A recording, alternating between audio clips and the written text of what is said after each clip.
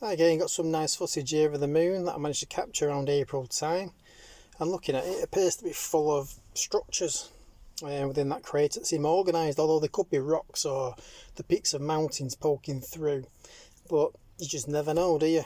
Because they do look kind of, I don't know, suspiciously architectural in nature.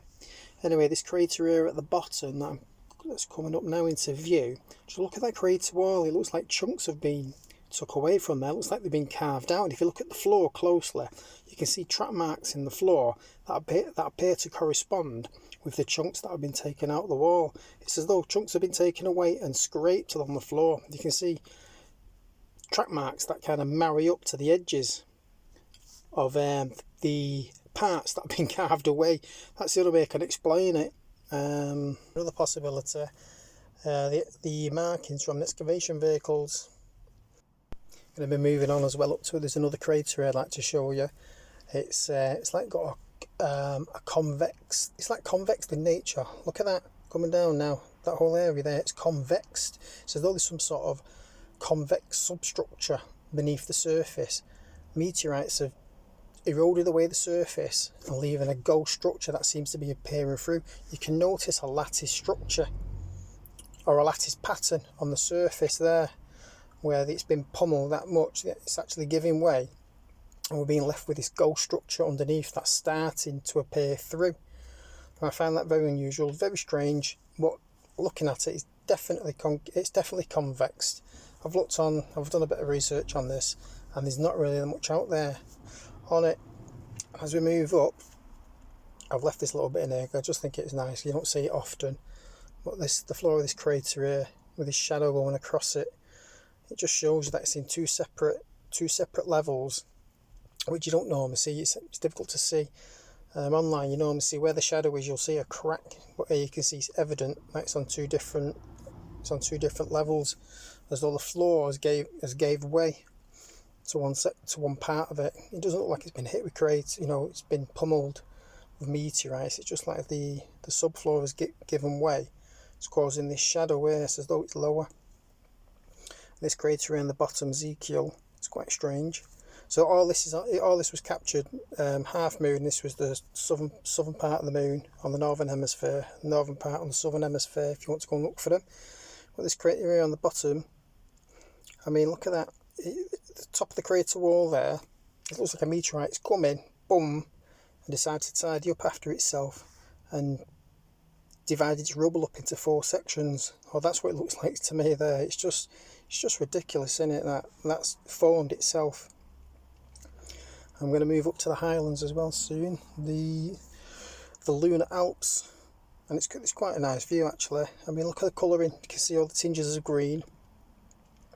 It's just really, normally you just see, I mean, look at the detail. Got quite a lot of detail in there, considering I'm a 250,000 miles away. You notice the colour, it's all nice green tinge. It's not all Portland grey cement like we're shown, and high contrast black and white images. You can get plenty of detail, plenty of colour, and we don't normally see them like that. It's grey, black and white. It looks like a bag of Portland cement's been poured over it. But here, there's some anomalies I want to show you. Up here, there's like these upright structures, and they'll be coming to, well, they're in view now actually. They're in view, but it's pretty hard to notice. They're on the right hand side looking at your screen, and there's about 6 or 7 upright structures. I'm getting a bit closer so you can see them, and I'll leave it running a bit so people can run it through any type of PI software or whatever they do nowadays. And there's, if you count them, 1, 2, 3, they're all quite uniform. They're all the same size, and they're all in a perfectly straight line. And then 1, 2, 3, 4, there's about 6 or 7 of them. I'll get in a bit closer and I'll turn the brightness up. To give you a sense of scale as well, I'm going to go over to the Apollo 15 landing site, and you'll see, you can see them a bit better there. I'll brighten it up.